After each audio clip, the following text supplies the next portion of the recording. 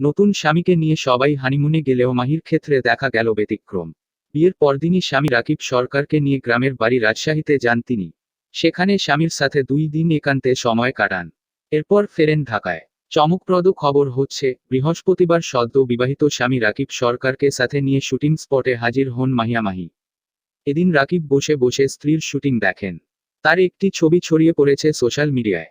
সেই ছবিতে দেখা যায় মাহি এবং তার নতুন স্বামী একে অপরের দিকে তাকিয়ে হয়তো তারা কোনো বিষয় নিয়ে কথা বলছেন।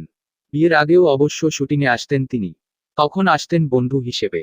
জানা গেছে, বিয়ের ঘোষণার আগে থেকেই শামীম আহমেদ রনি পরিচালিত উবুজান শুটিং করে আসছিলেন মাহি গণমাধ্যমকে বলেন, আমার এখন পুরোপুরি কাজে মনোযোগ।